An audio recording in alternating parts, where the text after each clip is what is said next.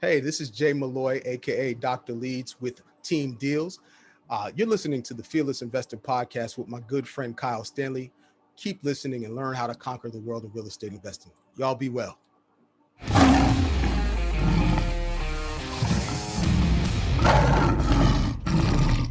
Hey, welcome into the Fearless Investor Podcast. You're listening to me, Kyle Stanley. Super excited about today's guest, Jay Malloy, also known as Dr. Leads. Really, like we talk about follow-up, we talk about the importance of follow-up, and it sounds like such a boring subject, but follow-up literally saved Jay's wife's life. And it's created an entire business for him. It's something that he's extremely passionate about. It's something that I'm excited for you to see his passion about, Fortune being in the follow-up and how these tips that he has can help you to be better and be more effective at follow-up so you can get more deals, whether that's in real estate, whether that's in Airbnb, whether that's in just even life. If you're single, trying to get that future wife, future husband, whoever that is, it's all about follow-up. So Jay is going to bring some serious power today. But before we get into that, want to always thank our sponsor, and that is right now for the month of June, Boostly. Mark Simpson, my good friend over at Boostly, and he's the founder. He says that basically things are changing in 2021. Things are not the same as they used to be in the short-term rentals industry. You can't keep focusing on trying to get all of your bookings through Airbnb or VRBO. You have to directly book with your customer. How do you do that? Well, pretty simple. You just get a WordPress website. Make sure it's WordPress. And I know what you're thinking. That's either going to take a lot of time. It's going to cost a lot of money. But here's the thing. That's exactly where Boostly comes in. They're servicing over 600 clients worldwide. They're the best in the game when it comes to design and teaching you how to be able to get into direct booking. They've got the tools, the training, the know-how. And every site, like I mentioned, built on WordPress. So pricing only starts right around $99, and it doesn't matter if you have one property or 100. And my good friend Mark Simpson says that it is a guaranteed to get you direct bookings or your money back. So go ahead and book a call with Mark's team. It's boostly.co.uk/fearless. Again, Boostly, boostly.co.uk/fearless. Your future business will thank you. All right, with that, let's get to it with Jay Malloy. All right, hey guys, welcome into the show. And we've got coming in from New Jersey, Jay Malloy, also known as Dr. Leads. Welcome in, Jay.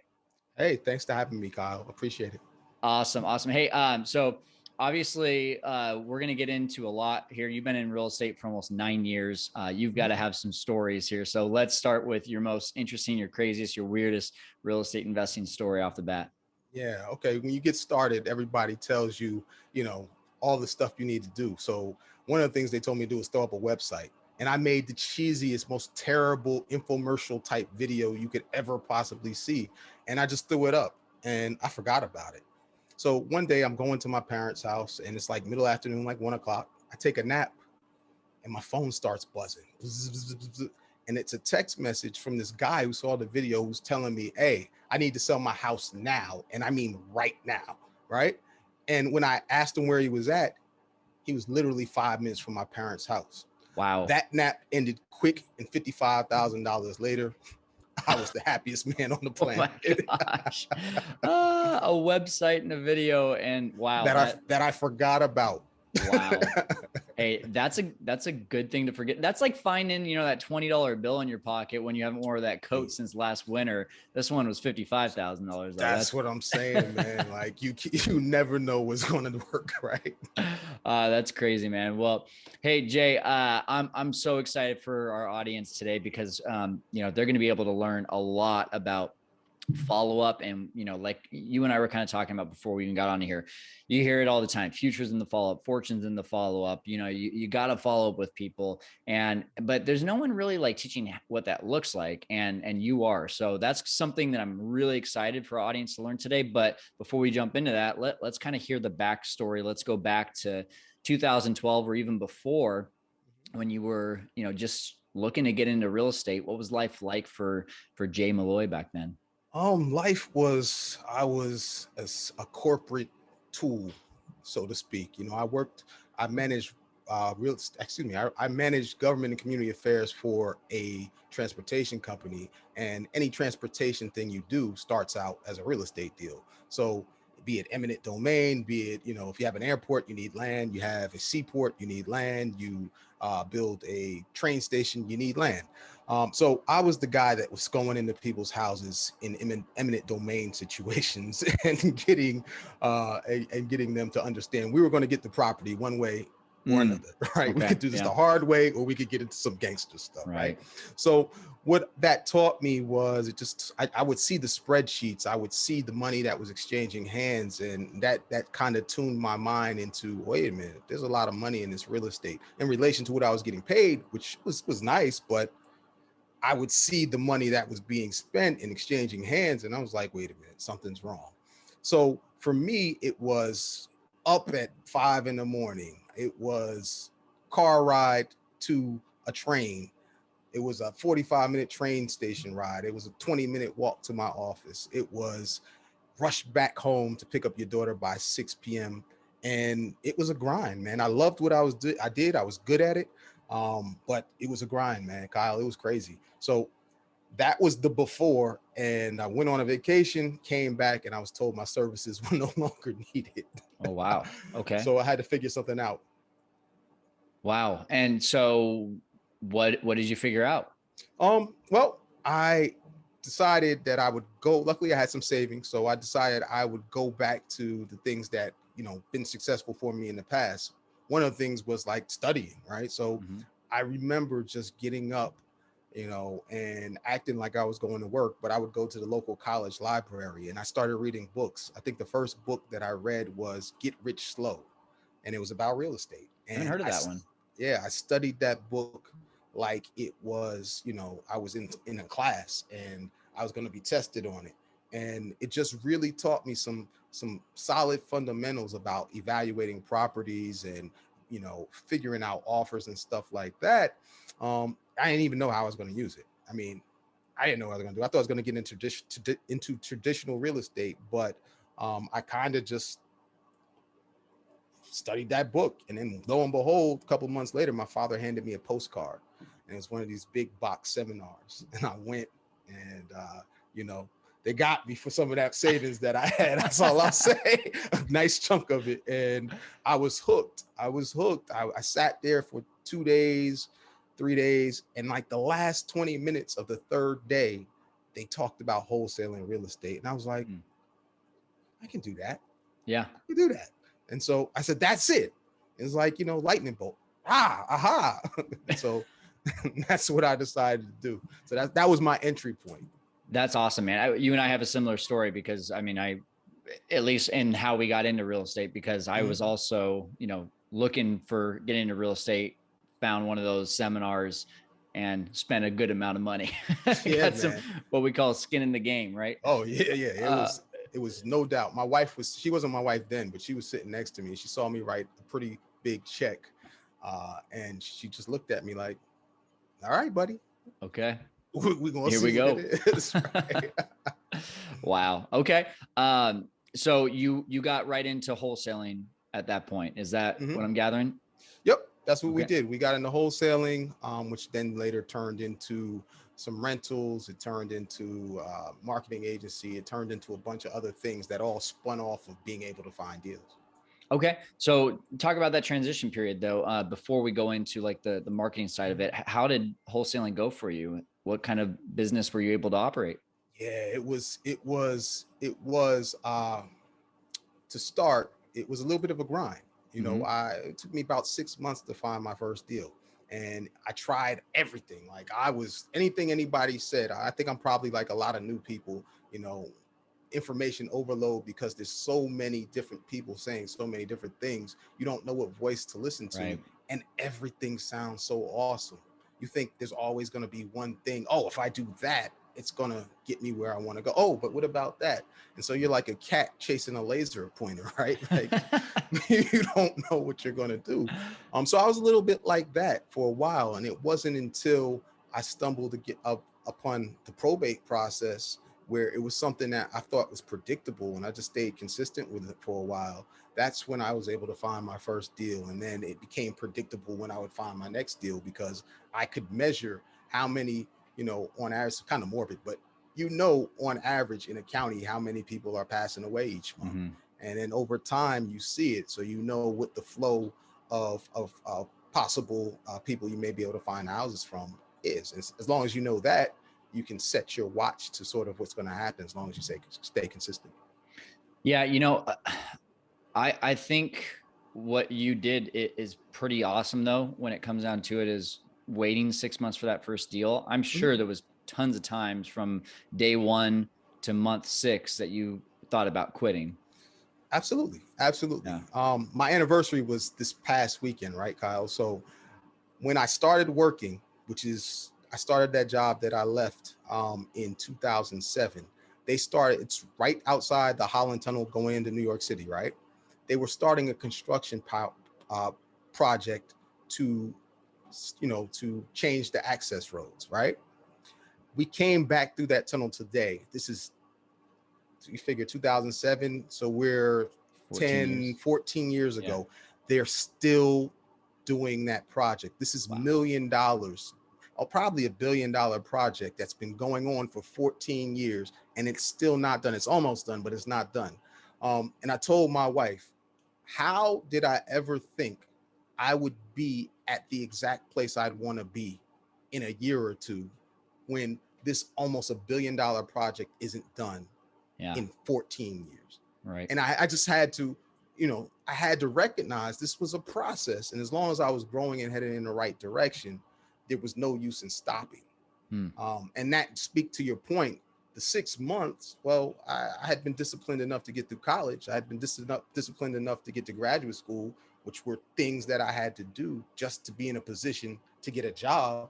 Why wouldn't I be disciplined enough to just grind it out and learn what I needed to learn to change my entire financial life? I mean, it makes sense when you put it in that perspective. Yeah, it really does. It's so funny though, right? Because we all want things now. We go through, like you mentioned, 4 years of a college degree, and we think, well, we need to have a job now that we're graduating. Right. But even then, like, just because even if you do get a job right out of college, like I got a job before college ended, and I'm not even close to that industry anymore. So your journey is always being made, man. So I love that that metaphor there about the bridge, because that truly is, that bridge might even turn into something else one day, and that's exactly like kind of our journey, right? We could be doing one thing today and another thing in 14 years from now. Absolutely. So what would you say, like, going back to, I really want to focus in on this 6-month period here for a second. What was the one thing, or maybe the one or two things? You talked about discipline, but there had to be like something behind that was forcing that discipline, right? That was forcing those habits. Was there one or two things that was really driving you to stay disciplined? When I think about it, I think one of the things that I can see really clearly in my mind was I felt like I had just won Man of the Year at my job and I got fired. That means to me, you can be awesome at whatever you're doing working for somebody else, and it can all go bad and you can do nothing about it. So to me, it still is one of the centering thoughts. Like, okay, if you don't figure this out, if you don't put in the time and the work, if you don't learn what you need to learn, if you don't stay diligent, you're going to put yourself back in that situation. And I vowed to myself that I wouldn't ever do it again. Yeah, that's good. So that was the first thing. The second thing was I had a little daughter. My daughter was, I don't remember exactly how old she was. You figure 2012, so she's about 6 or 7.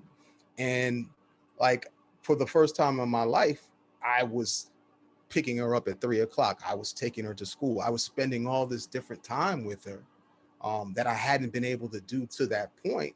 And it felt like a gift. And I didn't want to give that gift back. It felt like, wow, she's going to be a teenager like she is now. She's 16 now, and she does not want to hang out with me, right?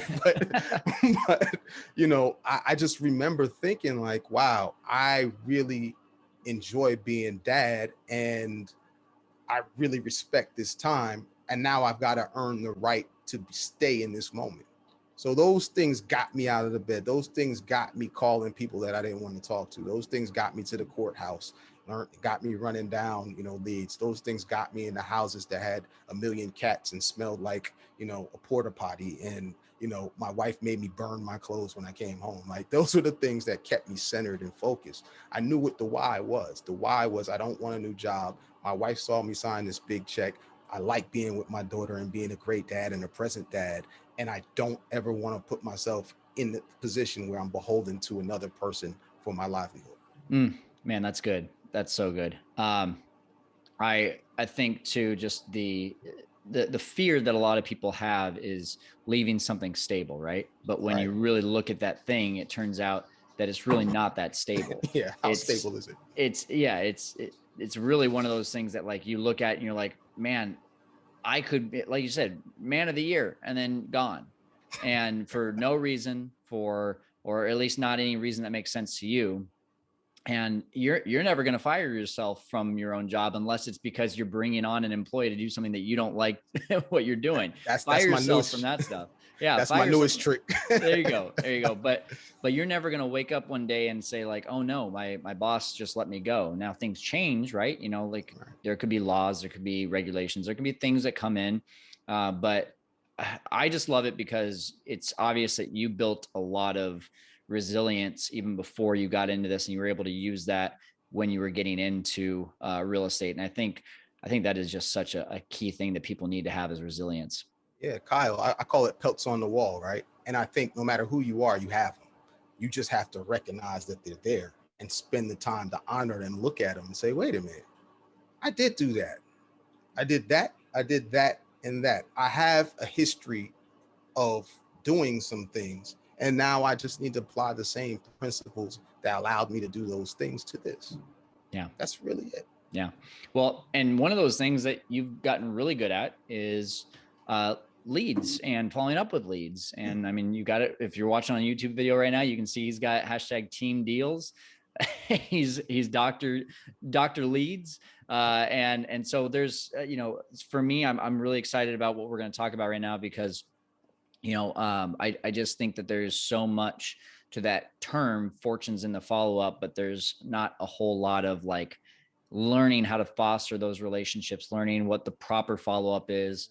And we always feel icky following up with people because it's like, oh, they want, all this guy wants is my money. All this guy wants is my house. All this guy wants is something from me.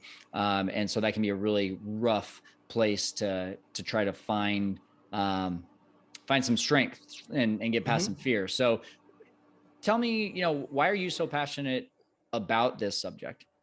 All right. So Kyle, there's a couple of reasons. I can give you a story, but then let me just frame it first. I'm passionate about it because when I looked at all the deals that I've ever done, I see that the truth of the matter is it's not the people I called yesterday that I do a deal with today. It's just not. I would say it's 90 something % of the deals that I do are people that I've talked to, or my callers have talked to, or came in as a lead 3, 6, 9 months plus ago. Like it's mind boggling how much, the deals come from people that you talked to a long time ago. And then when you think about it, it makes sense. I met my wife at my old job. One day I met her. I went upstairs. I found out her name. I went upstairs. I found her on the intranet. I sent her an email. That was follow-up, yeah. Right? Then I asked her out. We went out. We went on a date. It could have only been one date if I didn't call her again and ask her out again. So all of that is follow-up. When we look at any relationship we have, it's all based on follow-up. So why would real estate or any other business in terms of turning a prospect into a lead be any different? If you like, I'm only on this podcast because we followed up with each other after we met, right? So why would business be any different in any business? So that's why I'm passionate about it, because I realize, honestly, follow-up should be first. You prospect honestly just so you can follow up. People don't think that. They think that you prospect to find a deal. You don't. You prospect for the right to follow up. That's just something that I realized, and it gave me a perspective of, it took all the pressure off of marketing and prospecting. it took all the pressure off because I knew most of the money I was going to make overwhelmingly and abundantly would be down the line after I identified this is the right person, this is the right phone number, this is the right property. Okay, now I know who you are. I got your email, I got your phone number.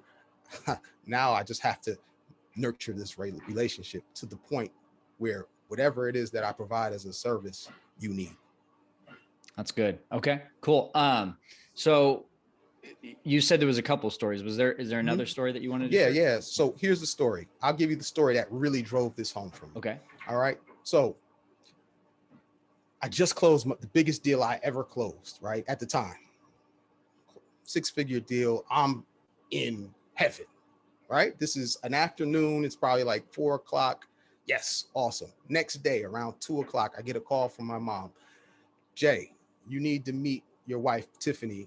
You got to go to the hospital and meet her at the hospital. She's on her way there. She was at her job. I'm freaked out. I go, something had happened. She had a migraine, and I think her eyes started twitching or something. So her coworker drove her to the hospital. We go.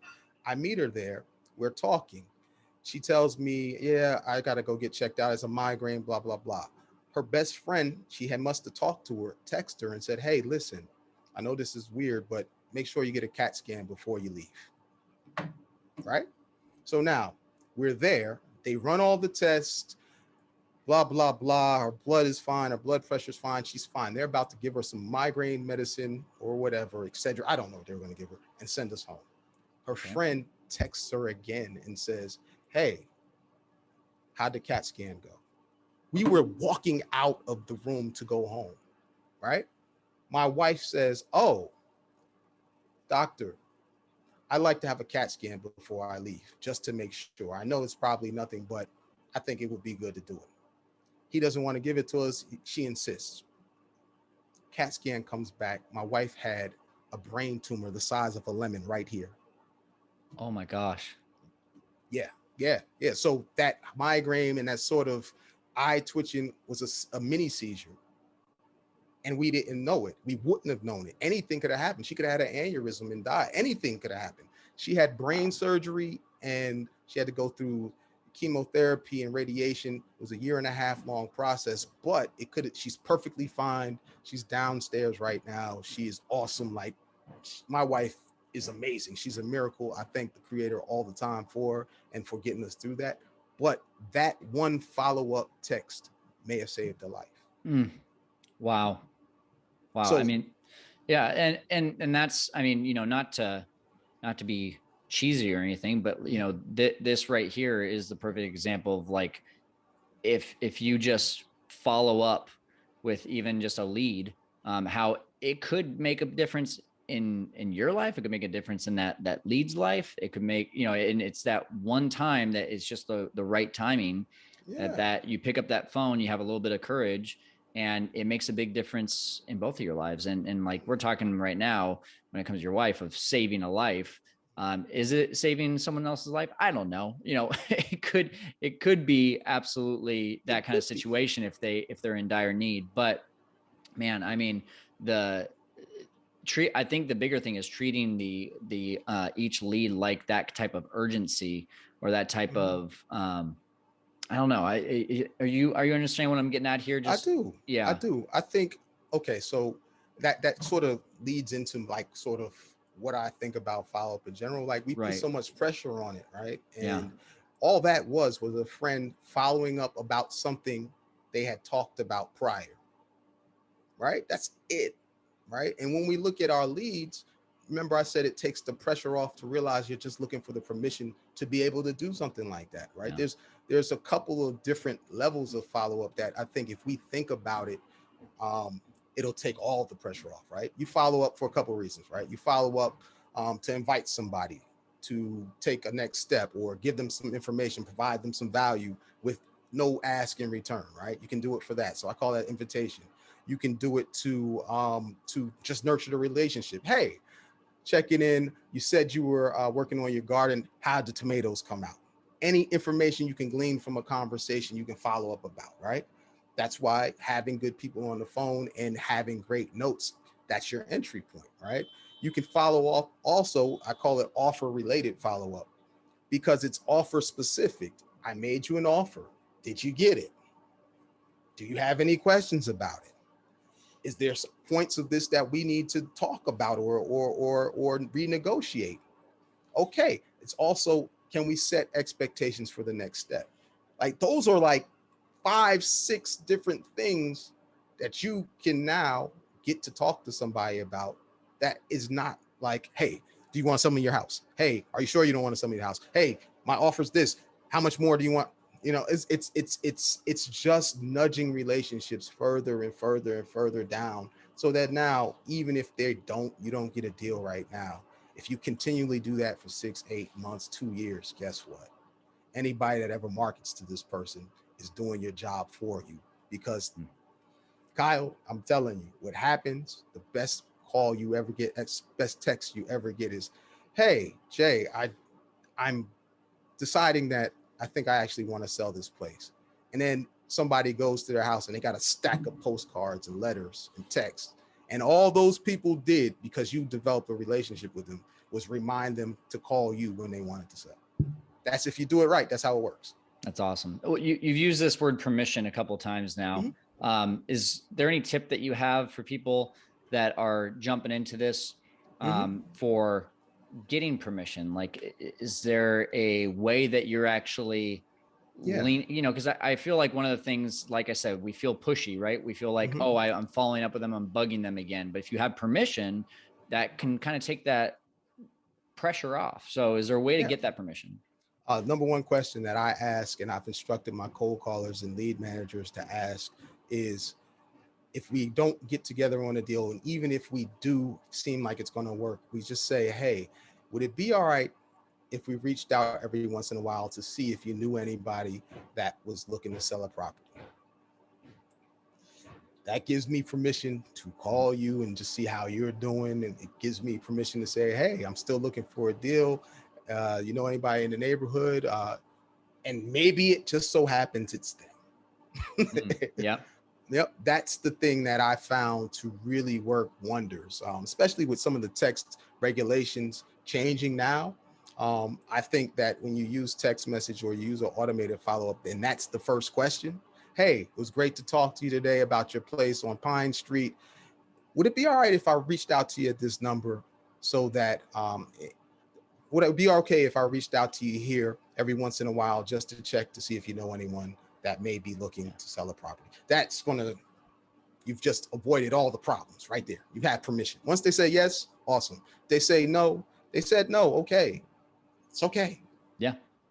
Well, and what I love about that question too, and it's such a good sales question, right? It's, do you know somebody? And it's not saying, do you want to sell your house? Hey, it's been 6 months, we haven't talked. Do you want to sell your house now? No, like that's full of pressure, right? And now every time they see that phone call come in, I don't want to answer this call. They're just going to ask me the same question. But when it's, hey, do you know someone? It takes all the pressure off of them. And honestly, I like it because it gets you to their 250 people, right? Instead of just them looking at themselves and saying, no, I have a 1 out of 1 chance of either I want to sell my house or not, to a 1 out of 250 chance of, do I know in my circle of 250 people that usually know me by first name, is one of them looking to sell a property? So I think that's a really good point there. Is there any other tips that you have for follow-up that we didn't talk about? Yeah, I think the reason why people mention follow-up, and we all know about it sort of, but we don't have like a systematic approach to it, is because we put a lot of pressure on it, but we're relying on ourselves or our sales team, right? So if you're doing it manually, God bless you, because you're beholden to your attitude and your mood of the day. You don't know how many times I'll get a reminder to call somebody and it's just, I'm not into it today, or I got to do something else, right? So in my opinion, taking a lot of that out of your hands and automating it is probably the first step to, upping your follow-up game right away. And you can do, there's plenty of tools to do that. There's something we can talk about, but there's plenty of tools to do that, because I'm not here to pitch anything or anything like that. But I just believe, honestly, between email and text messaging, there's not a reason why you can't automate your follow-up to do those 3 things I talked about earlier. To invite somebody and provide them value, to basically nurture the relationship, and then offer specific follow-up. Like there's no reason email and text can't be used, you know, intricately, and provide you such value to do that.